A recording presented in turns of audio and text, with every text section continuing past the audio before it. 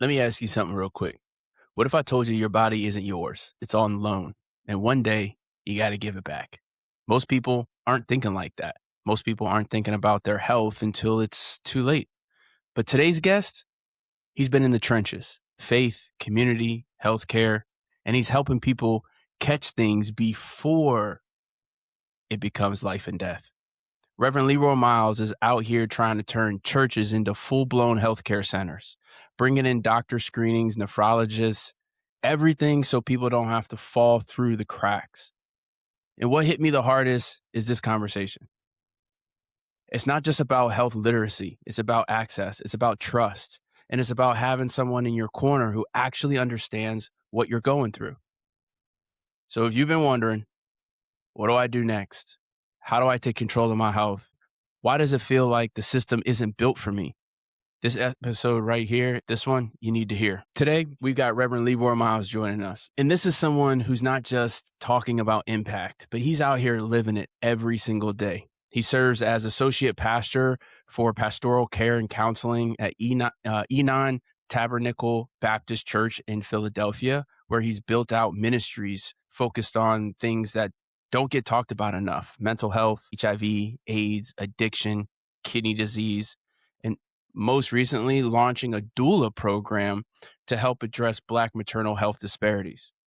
What he really stands out to me is how he bridges faith and real-world action.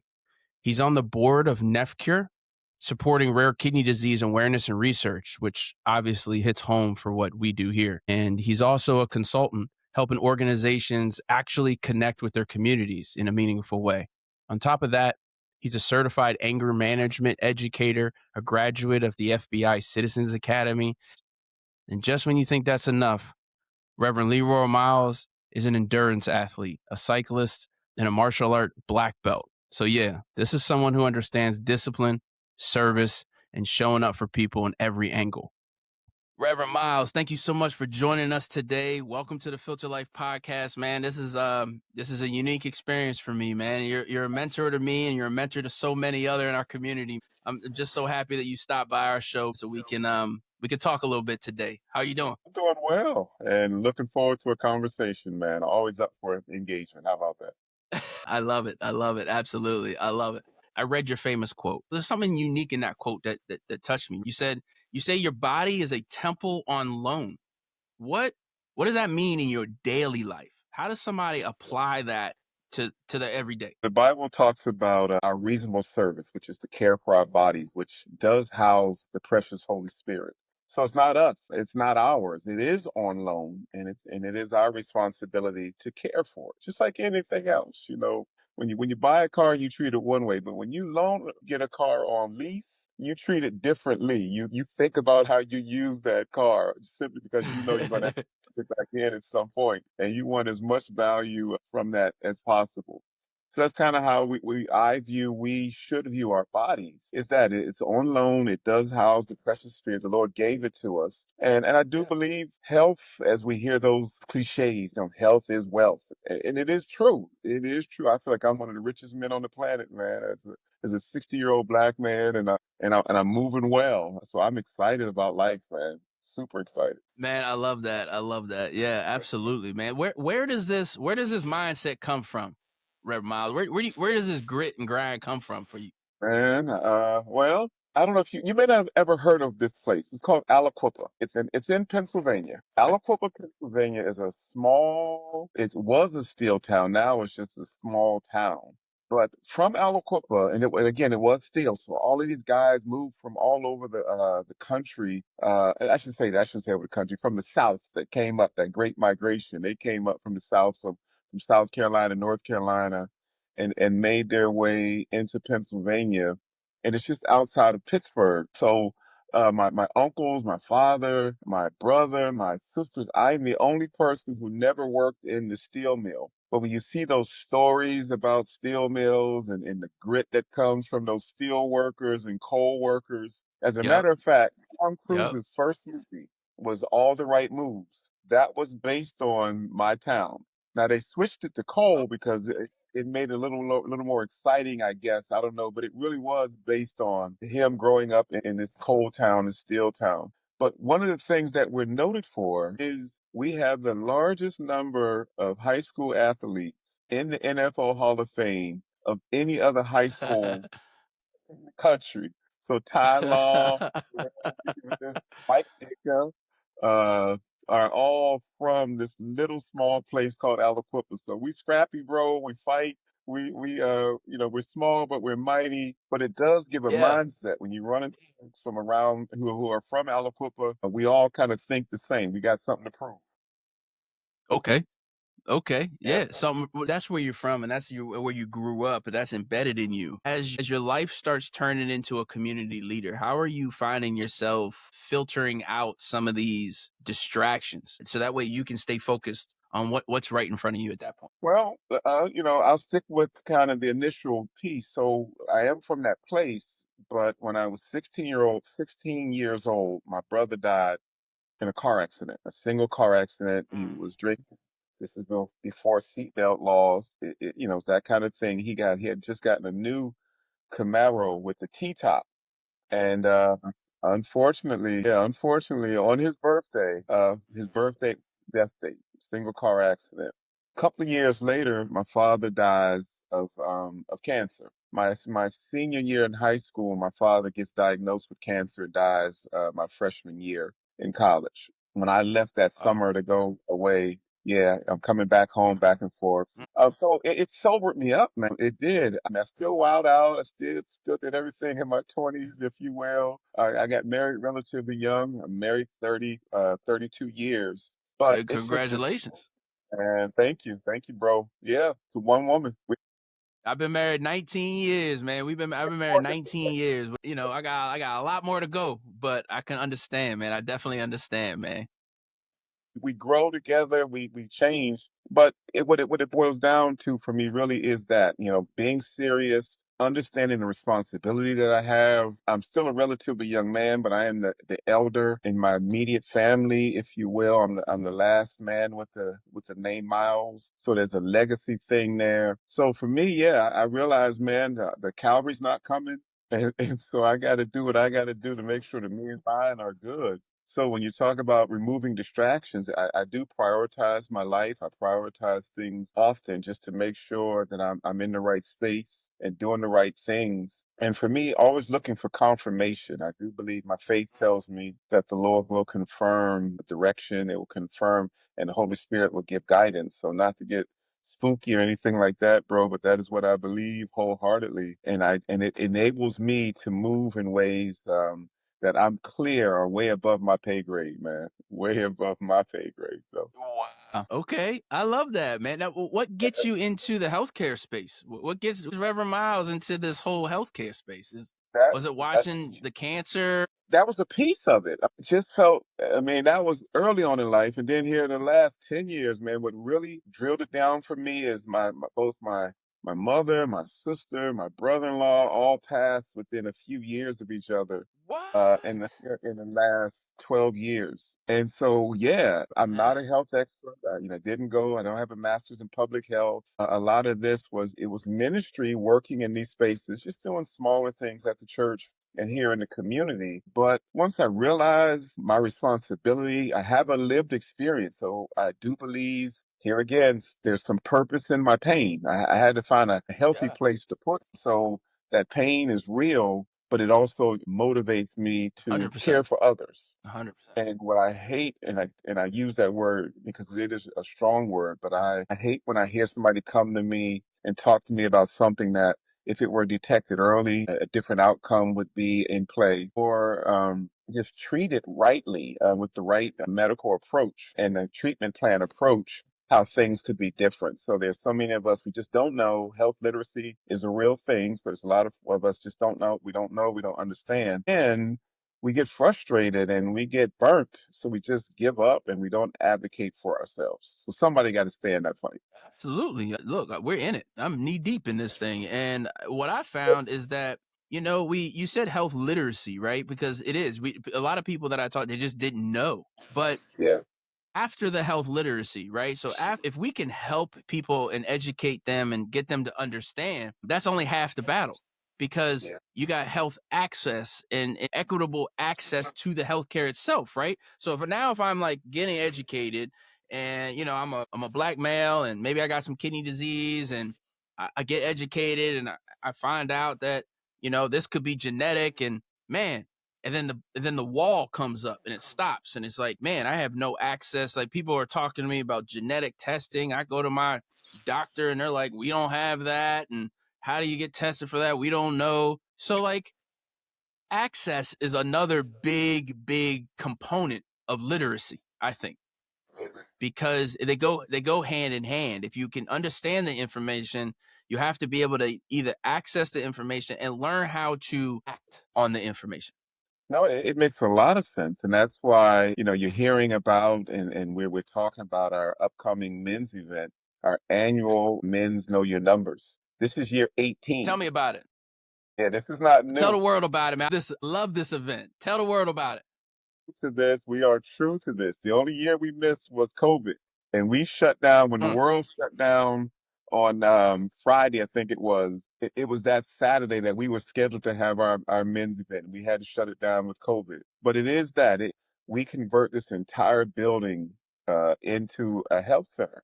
So we work with all of okay. the health centers in the regions, the major ones, the Penn University and Jefferson University, Fox Chase. These are all of the major healthcare centers in Philadelphia. And we bring them together and we do, as well as LabCorp. I can't forget about LabCorp because LabCorp is a major Important. supporter of this. But Important. on that one day, a brother can come here and he can receive all of the routine screening. So the cholesterol, the glucose, the BMI, blood pressure. But then he can also receive a PSA, oral cancer screening, a vision screening, a retinal screening, and those who are diabetic know exactly what I'm talking about with that. A peripheral Yep. vascular disease or peripheral artery disease, so checking your limbs and extremities for neuropathy, that sort of thing, super important. Depression screening. I'm trying to think of Mm, all of them because it's such a myriad of there's screening so many. day. And it's simply a gauntlet. So you keep coming around Mm, and then you get to the nephrologist, or we do a urinalysis on that day. It's funny for the men's event, we have to convert the women's bathroom on the second floor. And it's a huge bathroom into a men's stall, a men's bathroom. But we'll have mm, someone in the bathroom at the end of the bathroom. You come in one door and you go out the other. You do the urinalysis. They check for any protein and then we take you into the room and you sit with the nephrologist and have those conversations that and if you did know, are you aware of? And to your point, even around genetic counseling and that sort of a thing, we've done that type of screening here at the church, working with a group out of Duke University, which actually we just got published on that. So the Journal of mm. Nephrology is publishing an article on the Okay. work that we're doing there. So that's on the second floor. Then you go across the hall, you get a blood draw from LabCorp, and those Okay. results from LabCorp hit your portal like Monday or Tuesday. But we actually have here electronic medical records or an EMR at the church. So we track all of the guys. We keep track of all of the medical results Okay. and when the LabCorp's results hit, it drops into our EMR as well. And then our team reaches out to the brothers, make sure they're aware. We do the follow up. We Yeah. get the treatment. If they don't have insurance, we get them navigated into Jefferson and get them in treatment right away. If your PSA is out of range, we make sure that we connect you with the urologist. And if it's Mm, not specifically with us, Philadelphia has these federally funded healthcare centers that are all around the city. So we can, if you can't connect right with us, we can connect you with one of the FQHCs to make sure you're in treatment. So the reality is a brother will come for the day and what might take him weeks or months to get testing months, a lifetime. done.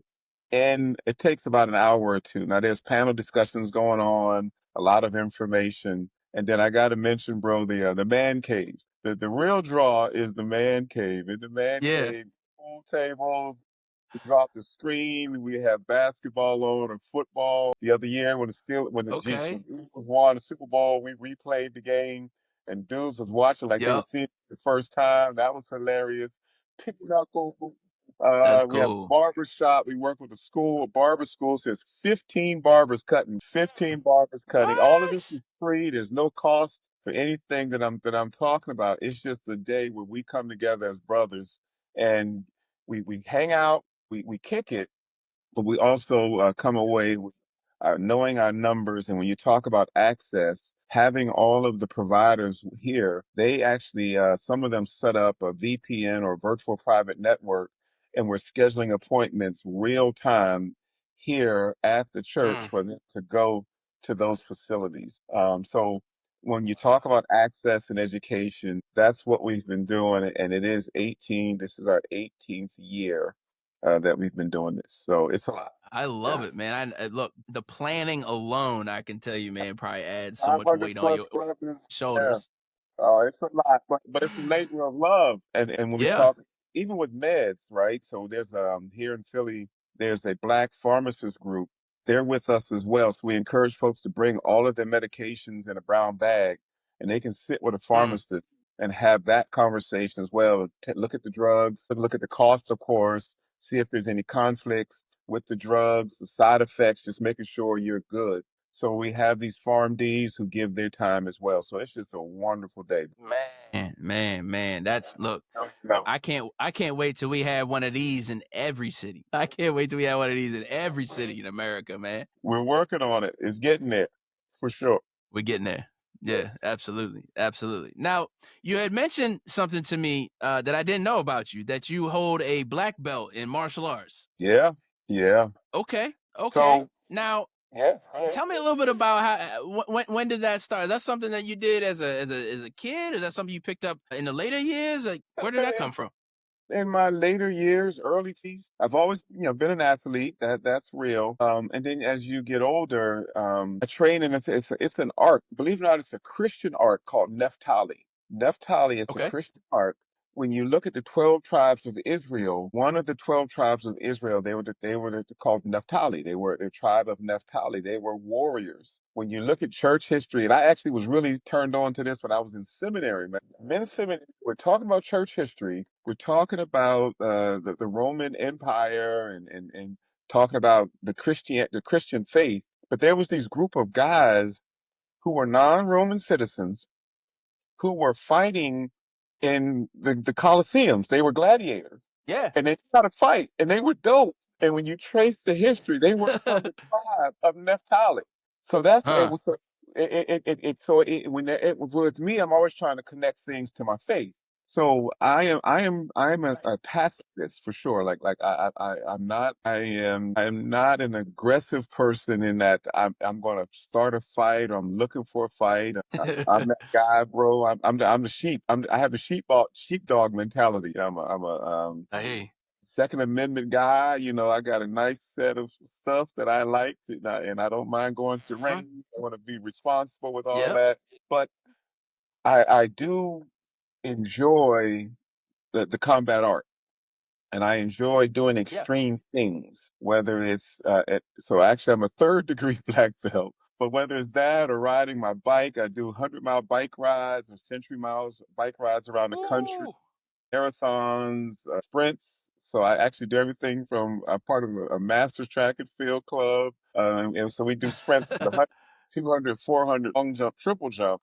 And then I'll mess around and we have a run here, a 10 mile, a Broad Street run, a number of marathons. So in any given time, we're doing any of that kind of stuff. And May 23rd, we're doing what's called a Tough Mudder. And that's one of those endurance Okay. races. Yeah, with the fire and the ropes and jumping in the Yeah, I've heard about those. I've heard about those. Yeah. 10. So this will be number 10 in May 23rd. So the reason I do all of that is balance.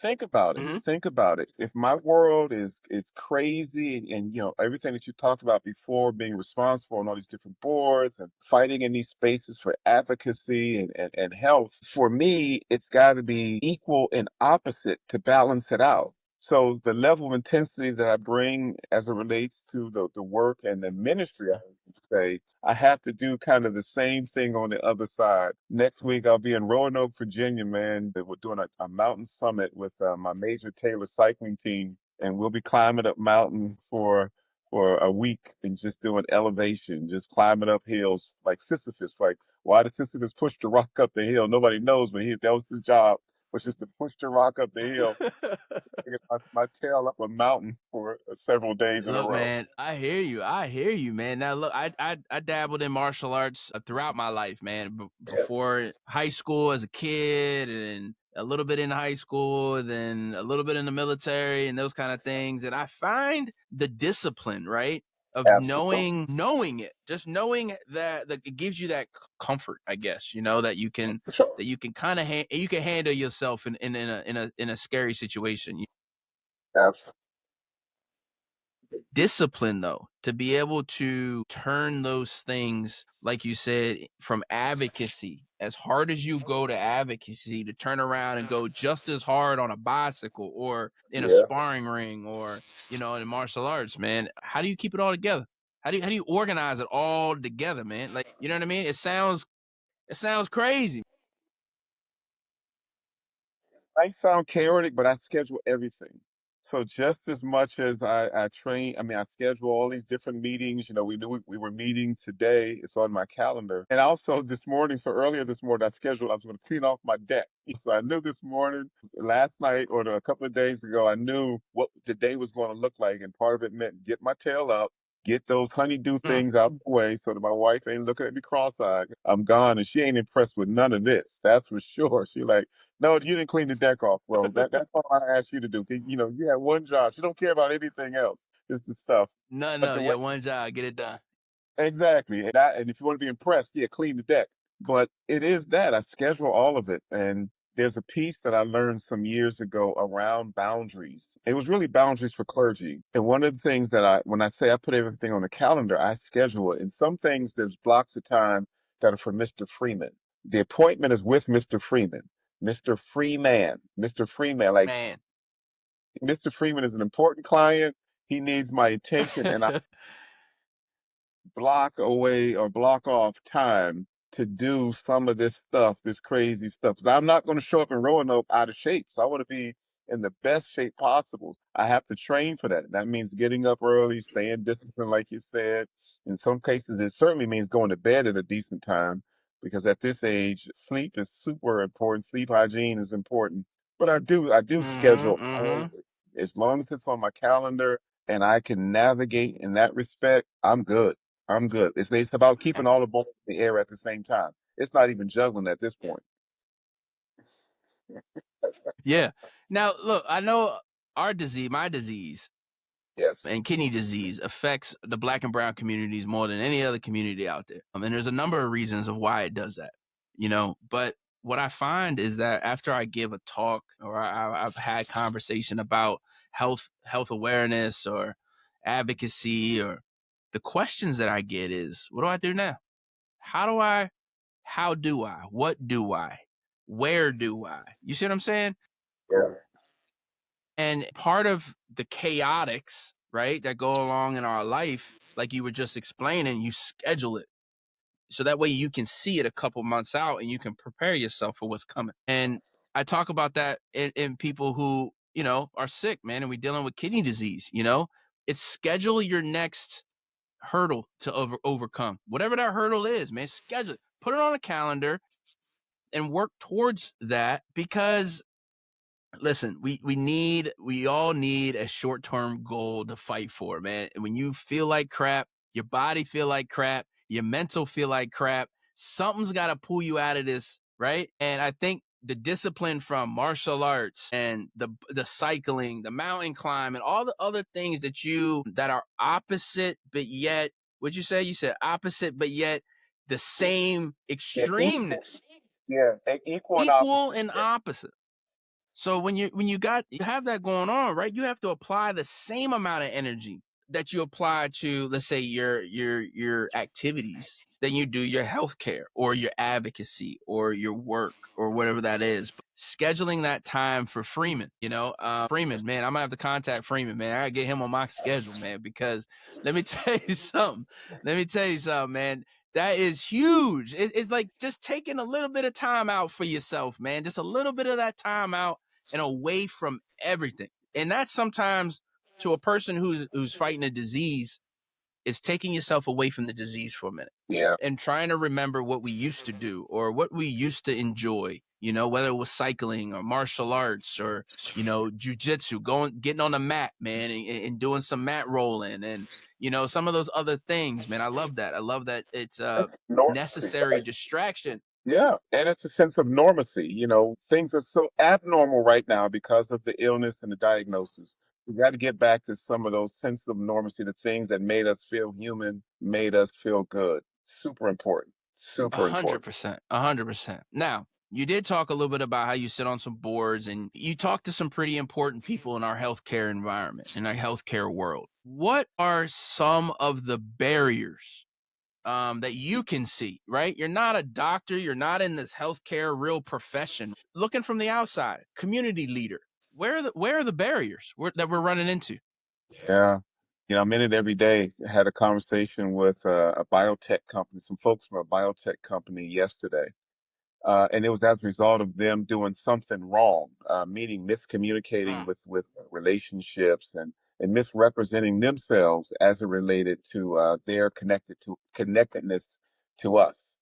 So that happened on Friday, and I sent a stern but kind email to them on Saturday, and they immediately reached out and wanted to schedule for a meeting on Monday, on yesterday. And the whole time I'm thinking, hey, it's not my responsibility to educate folks who think they are, especially when they're in places of position. It's not my responsibility to hold their hands or to coddle them.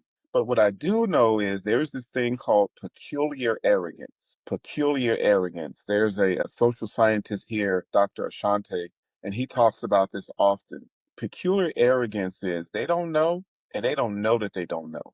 They don't know, and they don't even know what they don't know.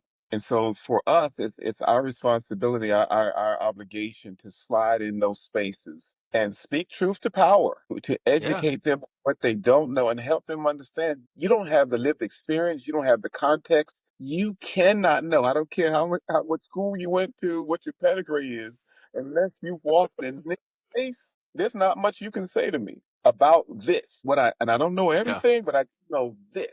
And so, yeah, one of those barriers is that, and that's part of where we're showing up in so many spaces, man. The CEOs of hospitals and very influential folks who will finally listen because number one, you're at the table. So, how did you get there? And they're scratching their head, like, who are you? And they look at you.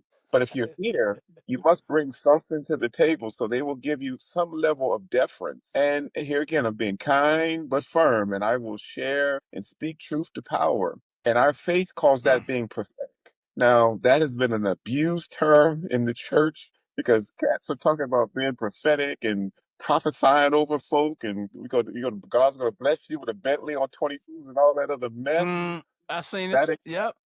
got nothing to do with me. But what I do believe when we talk about being prophetic is speaking truth to power.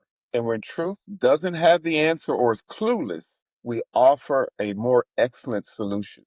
And so the men's know your numbers and these other opportunities where we bring in persons to talk to our folks, we're helping them understand, no, we really do want to engage. We want to own our health. We do want to have access and we do want to understand, but you got to come out of your ivory tower, come and meet us Mm, where we are, listen to us, trust me, trust us when we say a thing and we go from there. And so that's what's been a blessing to be in these meetings, to sit on these boards, to challenge folks around allocation of dollars and when they're looking for ways to partner. Well, here's the partnership, and this is what collaboration really looks like.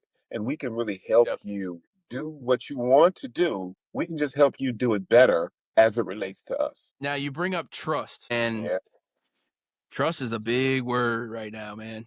yeah, Trust is a nightmare right now, and teaching the younger ones how to trust is yeah, difficult. I found. I look at it as a barrier because when I have conversations about health and health equity and even health access, it's what do you know it's true?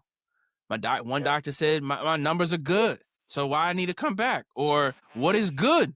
Oh, yeah, I don't know what good is. My doctor just said it was good. Well, okay, yeah. help me Define. understand why you trust that, but you don't trust this. So it's those kind of things. What are some ways that we can gain that trust in the community? In our community, and a big piece of it is living out loud. Things like this are important when we can come on and have an honest conversation. At one point, on my socials and stuff, I didn't share a lot of what I do. And more, and even would thank you for the invite. Even when you reached out, you heard me say, I was like, what am I going to say? I don't feel like I have anything to offer. But more Of and more and course you more, do. I'm learning. I'd rather see a sermon than hear one. Trying to live my life out there, do the fun things. I'm out riding with my cycling group, or we're at the 10 relays, and I'm competing in the 4x1 with other kids or high schoolers, or in some cases even older adults. But you're out there with them. We just played a football game. I'm learning flag football, so the 7-on-7 man's playing with the young folks out there. They appreciate it, and I appreciate it. So we're always learning. But the reality is Yeah. that if we're building trust through relationships, we're building trust through shared experiences, and in some cases, even at difficult stuff. So when I'm running a marathon, or like I said, some of this mountain climbing that I'll do on the bike, it's painful, it's challenging for sure, and we're all out here suffering. But they see a 60-year-old cat, here they are, they're younger, or maybe they're in their teens, or even in some cases, even in their 40s. I get a lot of cats who are amazed. They're in their 30s and 40s, and they're amazed that, how old are you again? What? Yeah, old head. You're like, y'all keeping up. What's up? Yeah, OG. Those are badges of encouragement. When a cat on the street saying, "What's up, OG?" or "What's up, Unc?" I take that as a badge of honor. He Yeah. feels like he can holler at me, he can have a conversation with me, and around some of those things that maybe he doesn't have someone in his life who's older, he can come and ask me some questions, and I'm going to be 100 with him, and they appreciate that. Yeah. Yeah. We talk about what doesn't work in our community and what doesn't work in the healthcare system and what doesn't work in everything, right? What does work in your experience, your lived experience? What have you found that does work? Finding more and more and more collaboration. Collaboration does work. Yes. Like I said, I know what I know. I don't know a lot, but I know my community, I know my folks. And guess what? My folks know me. And so when other entities want to, in some cases, helicopter in, and they're going to come and save us, and they're going to show us, and they're going to make us better, they're going to do this and do that. Like, bro, they don't know you. And you get upset because nobody's responding. Or they build this $1 million website with all these resources. I said, but folks don't know you. Who, Don't know who who you are. tell them to go access that information? But when we collaborate, when folks show up here at the church with us, or we have an event, and I bring the community trusts us. We bring the others in. If they're there, the folks will trust them because they know I'm guarding them with everything I got. They know that these folk have been vetted for Yep. sure. So if they're there, they got to be cool. And I'm a fan of DMX, and I love him. I love him. I miss Must my dog. in them, my man's in them. Yeah. This is my man. I can say, yo, this is my man. And X was he would speak that truth. Because sometimes you find out that your dog is the cat. We can't let that happen. I can't let Yep. have access to the community, and I guard that. I hope that it sounds the way I'm trying to say it. I don't even know how to sugarcoat it. Like Yeah. even with NEFCure, when I first met the leadership of NEFCure, they came and they sought me out. Somebody said, "Man, you gotta meet with Reverend Miles. You gotta have this conversation." Came, they started talking. I cut them off. Like, look. I know everything you're saying. I see you from coming from a mile away. But unless you really want to be boots on the ground, Right. unless you're as frustrated as I am with all these dialysis centers in the neighborhood Man. and the number of folks that I know on transplant lists, unless we're willing to address that and go upstream, because obviously it's the problem. We need to go upstream, Upstream. Yep. figure out what's going on here. Unless you're willing to do that, ain't much to talk about. And that's how I am with a lot of organizations. Facts. Let's be willing to go upstream. We know the problem. You keep telling us all of 1 out of 4, 1 out of 7, 2 out of 10. It's all I the give you statistics, man. They're everywhere. Yeah, I'm done with that, bro. We know what the problem is. How can we fix it There you together? go. There you Together. go.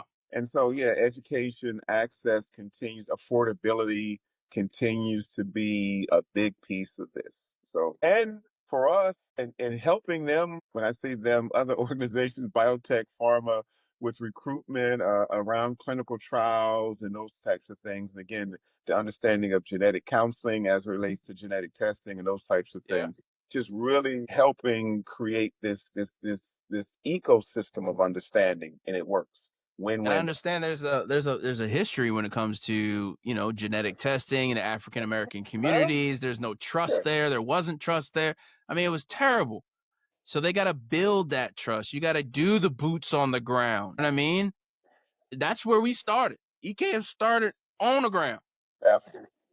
We on the ground. I walk into the dialysis centers. I've never been on dialysis myself. I don't really know that life. Yeah. But I want to understand that life a little more, because that's the only way I will be able to help people Yeah. who are going through that life. So I stop by. I've been to every dialysis clinic in my county with pride. I go often. I don't go to talk to the people who work there. Yeah. I do, but I talk to the people that are in the chair, because those are the humans. Bring them blankets or those little small cell phone charger battery things, because them guys will sit there 6 hours, man, hooked up. You show up with half a battery, man. Yeah. Look, you watching the social media for 6 hours, man, that battery gonna be gone.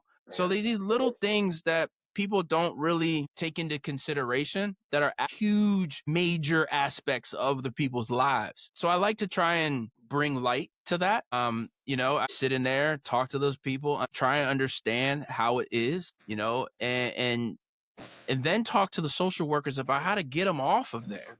Stop sending people to transplant coordinators that don't qualify. Yeah. What are you doing to help these people qualify to get out of this chair? You know what I mean? We didn't do enough to keep them out of the chair in the first place, probably. Is probably the answer. But anyway, I think it's important that we pay attention to other aspects of people's lives that aren't necessarily sexy, flashy. You know what I mean? They're not the luxurious aspect of your life, but a dialysis patient, that's life. That is life support. That is their life. They will spend more time connected to that machine than they will in bed with their spouse. So, it's just the groundwork. Getting out into the community works. It works. It does work. But you got to build the trust with the community. They got to know who you are. They got to respect you for what you do. You can't show up with a bunch of signs. I got a whole bunch of numbers on it, because nobody understand what the numbers mean. It doesn't mean nothing to me when I go back home. So, Reverend Miles, listen, I want to close out with the same question I ask everybody on our Filter Life podcast, man. What does the word filter life mean to Reverend Miles? It means blocking out the noise so that I can focus in on the things that truly, truly matter. Blocking out what's going on, and that's real, because it is real and it can be a distraction. But yeah, filtering out those things so that I can be about and live my best life, and not only about me, but be a blessing to others in my care, custody, control. That's what I love that. I love that, man. I love that so much. I appreciate it. Reverend Miles, thank you so much for joining us today, man. I appreciate it. You are a lifelong mentor of mine. I definitely respect you with the utmost, and keep Yeah, doing what you're doing, and we will definitely connect here soon. absolutely. Thank you again for the opportunity. Please enjoy. Please. All Absolutely. right. Absolutely. Absolutely. Peace and blessings.